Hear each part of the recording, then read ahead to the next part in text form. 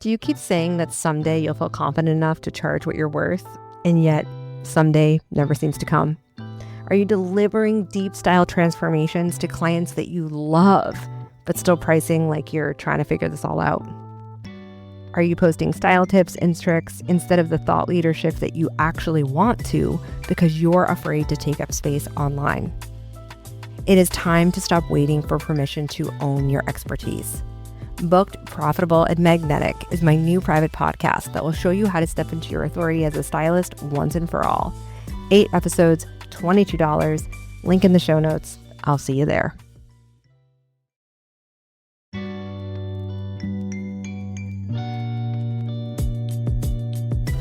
Welcome to the Six Figure Personal Stylist Podcast, the ultimate no BS business podcast for ambitious personal stylists ready to build a six-figure and beyond personal styling business.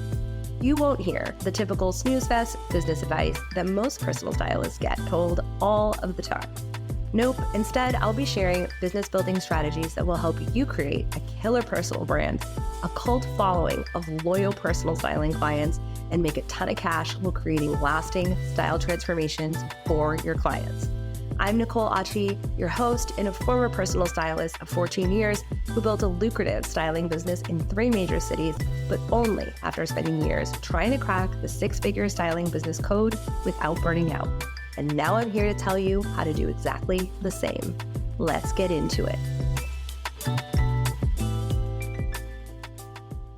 Stylist loves to say that when you dress a certain way, when you invest in styling, you will earn more money, you will think better, you will be smarter, and then add on this statement: it's backed by science. I'm confident that a decade, 2 decades ago, I also did that.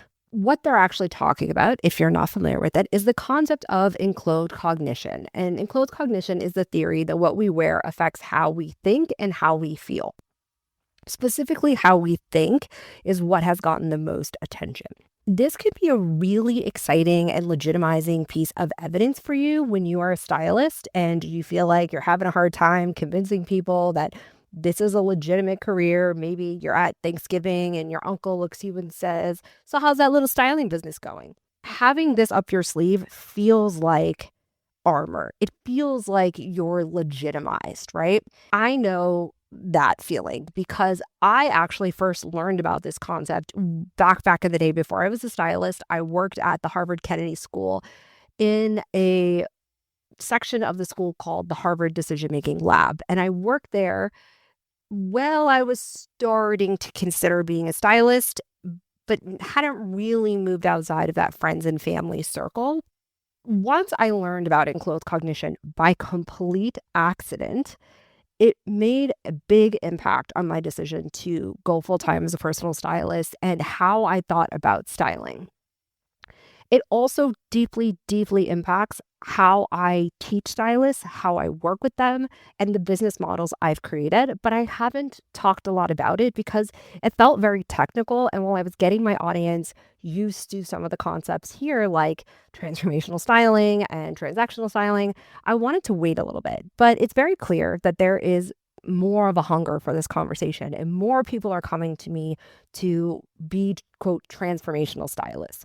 And so if that is the case, that is something you are drawn to, then I want to give you the background and the understanding of what is the framework of how I really think about it, right? Because it's not just that your clients get more compliments. It's not just that they tell you that they feel better about themselves. There has to be elements of your framework and the way that you work with clients that is backed by this sort of research I'm going to talk about today. This is one study that's an example that actually gets you results repeatedly. How I stumbled upon this and became interested in it is I was working with a team of behavioral economists and social psychologists. And I was a research assistant in this group, and we were looking at how people made spending decisions and how our emotions impact our spending, which is another thing that I find really, really interesting and think a lot about and thought a lot about as a stylist. And they used the enclosed cognition study that I'm going to explain more in a minute to see if people spent money differently when they wore different clothes and were told different things. And a lot of what I learned there really helped me understand that how we frame things and the way that we approach our clients and this concept of niching in the business space is a little bit off when it comes to styling, because it's not necessarily that we all have to pick like a demographic of people that like, you know, have 2.5 kids and have a picket fence and a dog. It's more that we want to be able to use the language and the experiences and the understanding of the world that they have in order to communicate the value of the styling experience. And that's kind of why, if you're not able to connect with the psychological experience of your audience, it doesn't really matter if you're a good stylist in the personal styling world. Some of the findings that I learned from working with this research team and then looking at hundreds and hundreds of stylist businesses over the years, even long before the styling consultancy, showed me something that I feel very confidently saying.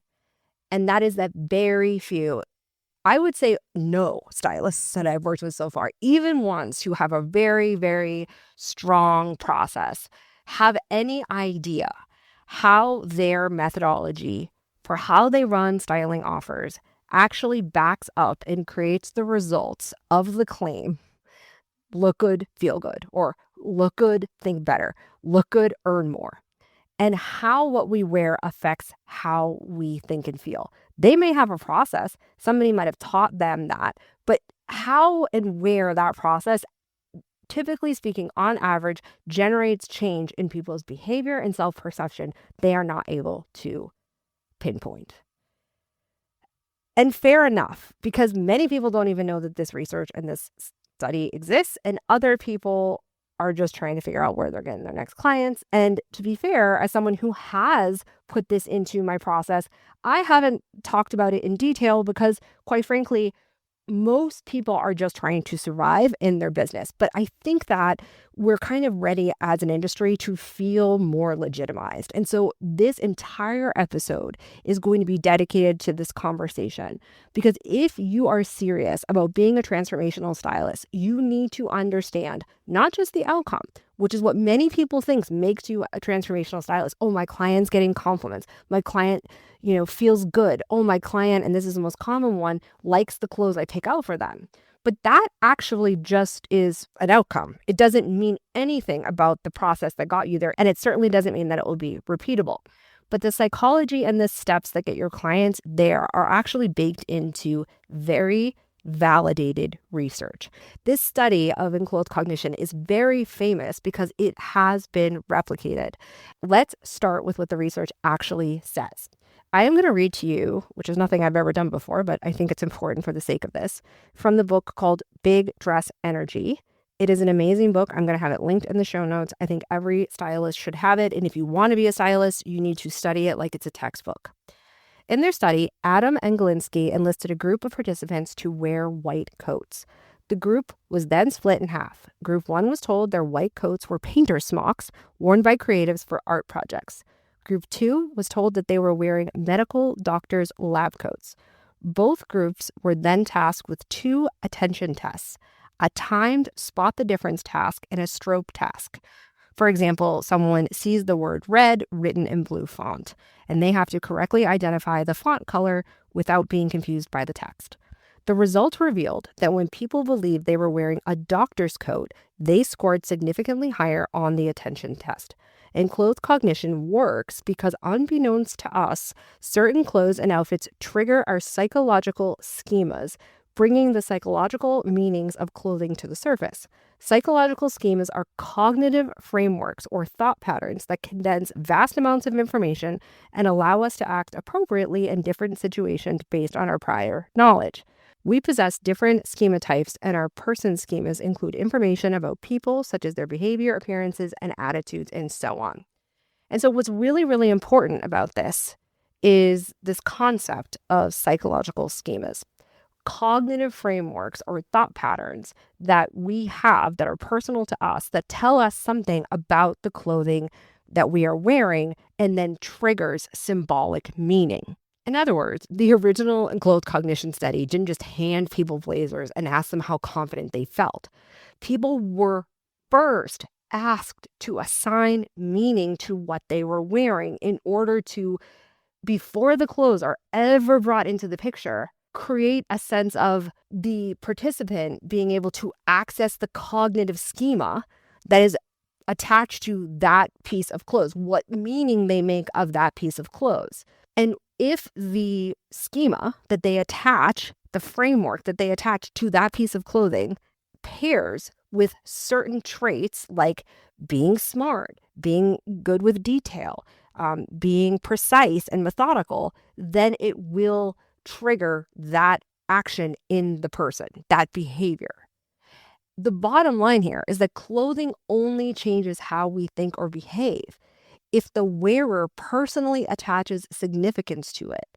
It's not the idea that they looked at a picture once on Pinterest and now they gave you a board and now you're going to shop for it and they're going to get the result. If you do not have a conversation that triggers and a process that you go through with every client, this is what I call style discovery. I teach all of my stylists how to do this in my programs, then the client themselves, if they are not forced to use their own words and their own mouth to tell you what that piece of clothes that they put on their Pinterest board triggers for them, they will have no access to the findings of this study.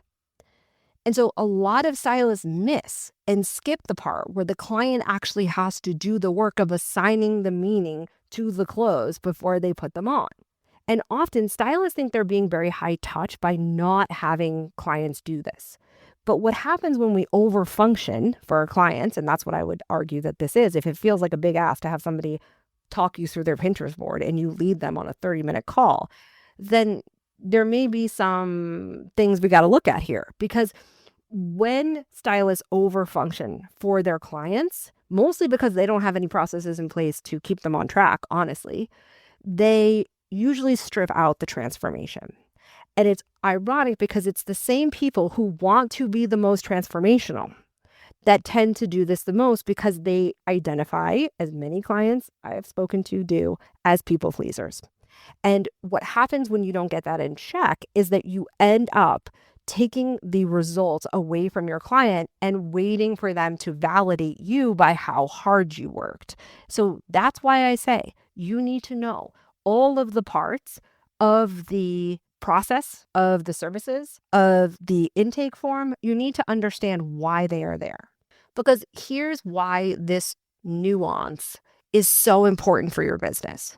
Every client who works with you wants to feel confident. That is the surface level desire that they come to you with. But true confidence, the kind that lasts beyond the excitement of the shopping trip and the styling session, comes from a sense of inner congruence, from a sense of alignment between who they believe that they are or who they really want to be, which they have to have thought through and written out, the studies show, and what they see in the mirror at the end of the styling process. And if you're addressing a client without first helping them name the adjectives, the feelings, the aspirations that they want their clothing to reflect, you can't trigger the result of the Enclothed Cognition study because you are not going to be triggering the psychological schemas that bring the symbolic meanings to the forefront of their mind when they are wearing the clothes. They may look amazing. You may be the best stylist in the world. You could have given them the most incredible white glove experience of their life, but it doesn't mean anything in terms of the transformation because you didn't bring online the psychological schemas, the way they think about those clothes and the symbolism of them because you didn't do the work at the beginning. And when this is missing, transformation doesn't stick. And I can tell you as someone who also does transformational work in a different vein right now, in a different world as a business consultant, that if you don't have people speak what they want out loud, you will have a hard time and they will have a hard time remembering what brought you there. And that will make it hard for them to see the value in the work they did with you. And that's why a lot of stylists don't have high repeat client rates. In the original study that I just read to you about, something that a lot of stylists are incredibly uncomfortable with when I tell them to do this, because somewhere, somehow, they got the idea that asking a client to do anything, especially if they're in person, means they're being like low value. In the study, and this was something that I learned a lot when I was working at Harvard, the writing exercise mattered. Participants literally wrote down what the garment that they gave to them to be in the study, what it represented before they put it on their body. And it's the act of reflection that created the identity buy-in. And that is the difference, I would say, if I had to boil this down to one kernel of the difference between transformational styling and transactional styling. It's that it requires an act of reflection and sharing by the client for you to do your job right. Number one, because you're a stylist, not a mind reader. You're a stylist, not a, fairy godmother of self-esteem. People have to be responsible for themselves.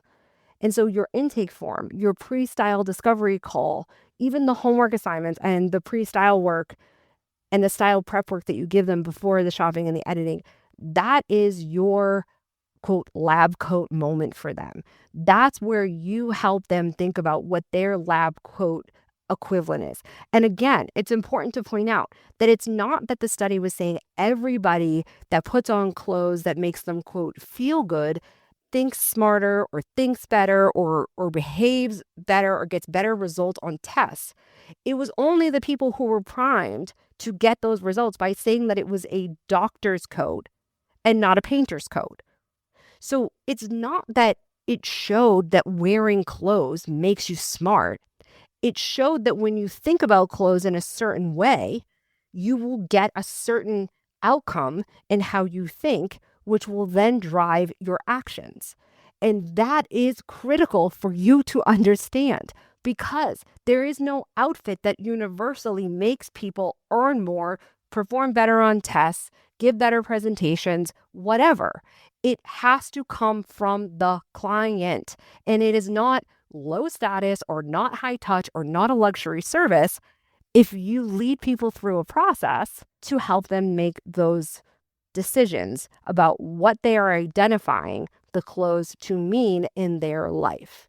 This is where your clients anchor the meaning of the person they actually want to be and the feeling of confidence to the reality of putting the clothes on their body.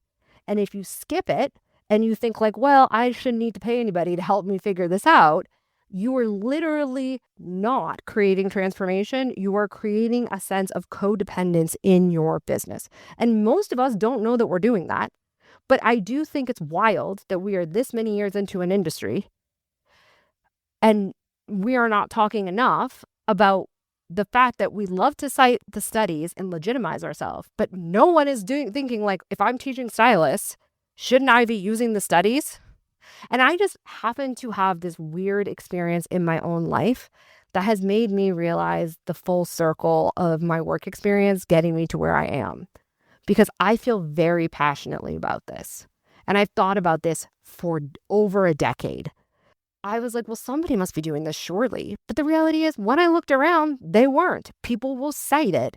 But when it comes down to how it is applied in the work of stylists, it's not there. And so I'm going to tell you how I make this study, but there's many, many more studies that I've used, this all very practical and what it actually looks like in your styling business. There are 3 touch points that we need to have to create meaning in order for the transformation to be triggered. Again, transformation doesn't mean compliments. I think that is important. Number 1, before you ever get into the clothes, before you edit closets or go shopping, you are not just gathering your clients' preferences in a mood board. You're helping your clients define the emotional language of their style. What do they want to feel seen for? What do they want to be noticed as? What do they want to experience more of in themselves when they walk through the world? And what is shifting in their life or their identity that their current wardrobe is no longer representing? This is the stage at which the client has to self-define what the meaning is in their wardrobe. It's the equivalent of writing down what their doctor's coat is in order to elicit the behavior they want in their life consistently. Number two, during the styling process, you need to be, as a transformational stylist, constantly in a conversation that requires reflection of the client. It's not just, do you like this? Do you not like this? You have to invite the client into a conversation where they are narrating their thoughts. When you put on this blazer, does this feel like you are the badass 7-figure business owner you want to be? When you put on this blazer, do you feel like this is what you envisioned when you told me XYZ on our style discovery call? When you wear this outfit, does this feel like the cool mom that you want to be on the playground? I sense hesitation. Let's go through the outfit piece by piece and talk about what might be off. And it is in this conversation that people begin to become, honestly, more reasonable, is what I found. And this is what people pay real money for. This is what real experts do. This is why the stylists I work with are at a completely different level, because this is not something that, like, some outdated model that's going to go away. People are people. And the simple questions that you ask them build awareness, and it builds their sense of agency.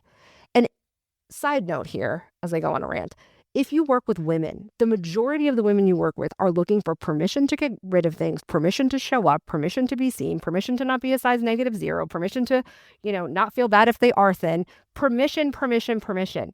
And that is not agency. So when you have a real serious styling process to back up what you do, and you're not just winging it because you're good at clothes, you give people agency in their style. And it turns styling into a collaboration. This is not costume design and cosplay confidence. This is what it looks like to do the work. And that's why the stylists I work with charge a lot of money, because this takes care. This takes attention. And if you're not charging an amount that allows you to be present with people, then it's very hard to do transformational work. You have to price for the energy that it takes, for the awareness. And if you're someone who doesn't do a lot of self-reflection, it probably isn't for you. Like, if you're afraid of feelings, this is going to be hard for you. I'm just being honest, because it used to be hard for old me until I started to do the work I needed to do. And so the last part is that after the styling is done, you need an integration moment, a space for your clients to articulate what changed, and you as a stylist have to be able to articulate the changes. One of the things I have trained myself to do over the years is to show people how far they've come in my coaching with them. It is consistently something that I am told by the people that I work with is a strength, that it is something that makes them come back to me for years, because they know that I see them, they feel seen. And when your clients learn how to articulate their wins and how far they've come versus how far they might need to go, that becomes a space of true transformation. I hate the word because I feel like everyone uses it, and we're definitely going to find a new word for this, but whether it's through a follow-up call or through adding 10 minutes at the end of every session to talk about what they learned, what their wins were, what they're going to let go of. They need to name it, and they need to own it. And they need you at the beginning, sometimes, depending on the client's style savviness, to do it for them first. And this is how Enclothed Cognition and the result of that study become more than just a buzzword that stylists throw out in their marketing. That's why when I see stylists taking the concept of transformational styling, which isn't a word that I own, and throwing it everywhere and saying, I'm a transformational stylist, but they haven't actually worked on their process, or they can't pinpoint where that comes from, it's not really ethical, if I'm being honest. This is something I'll be talking about a lot more. I'm going to be being way more explicit about it in my content, because this is how, again, we become completely AI proof, right? There's no world in which right now, not saying there isn't one in 20 to 30 years, but I'm worried about right now, AI can do this. And from a marketing standpoint, when you learn to style in this way, you, number one, become wildly confident that what you have will change people's lives. That's why I came out the gate pretty confident about my offers, because I knew how to do a lot of these things in the kind of coaching containers that I have now. When you learn the keys and the foundation of what makes something transformational, you can apply it in different places, because the human brain is the human brain. But over-functioning for people will always rob them of their transformation. It will always rob them of their lessons and their change. And sometimes clients don't go on the sort of timeline that you want them to. But that when you have these types of processes that are backed by the science that I have studied for years and that exists, like it literally exists, but we are being too lazy and we are not putting it out there, you have the confidence of, even if a client is on a different timeline, you know that the steps you took were the steps that would create change if they were ready. And that's the part so many of us sense in our clients, they're not ready. And the more you get that it's not just that you have a good eye or that you have learned color theory, but why you apply the things that you know the way you do, that's what builds trust in your marketing. That's what builds trust in yourself.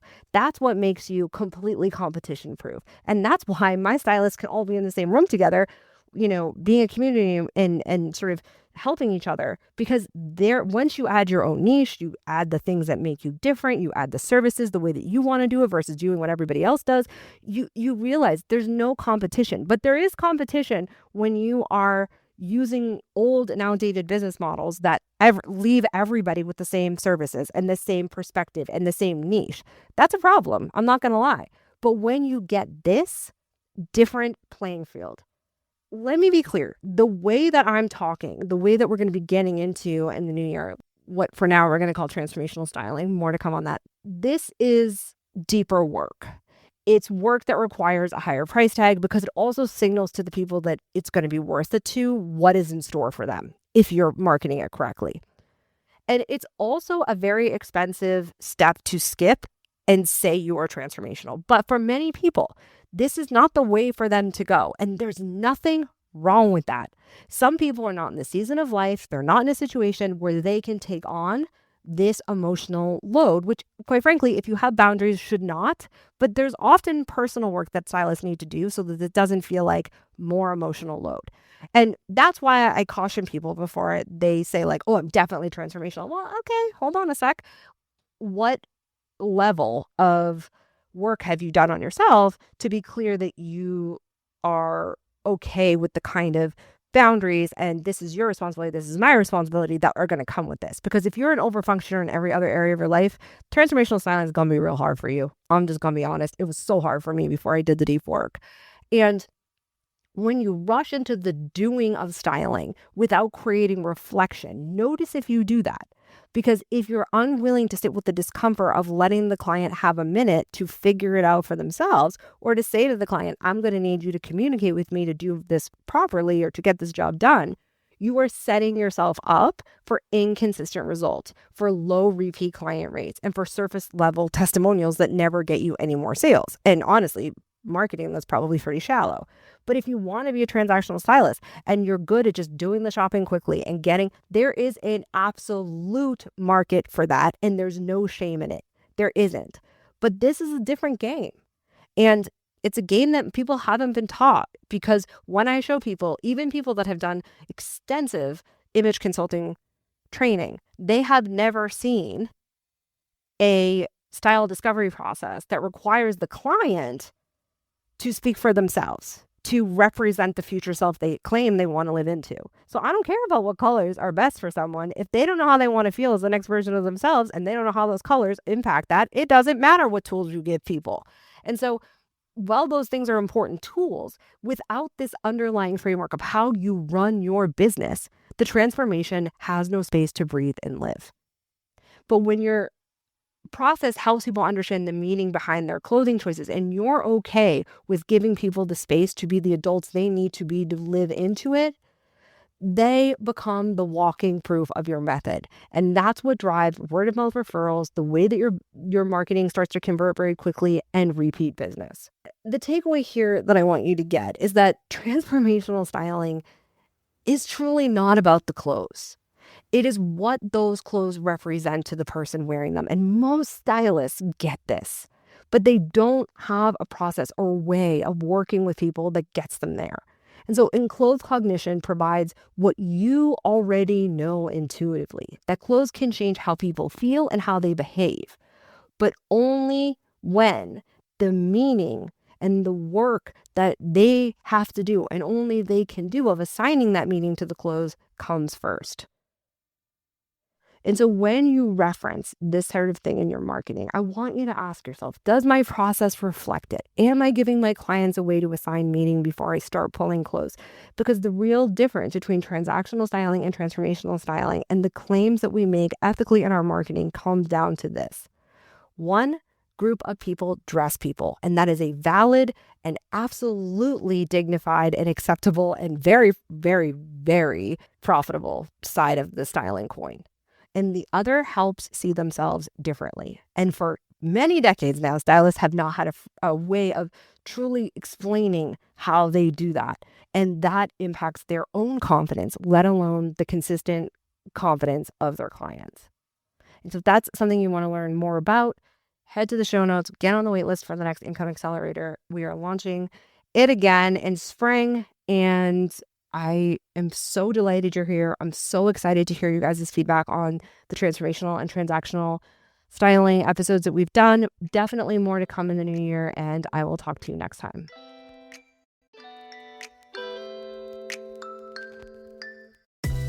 Thank you so much for hanging out with me. It turns out that social proof is actually pretty important, so if you could help me out, I'd so appreciate it. If you just had a quick free moment and could leave me a rating or review on the podcast app, that would be killer. And even better, if you wanted to share this episode on Instagram and tag me, that would totally make my day. And it would bring so much more awareness to the podcast and would help other stylists just like you who are looking to build lucrative styling business, because the better each of us does, the better all of us do. Thanks for hanging out with me, and I'll chat with you next time.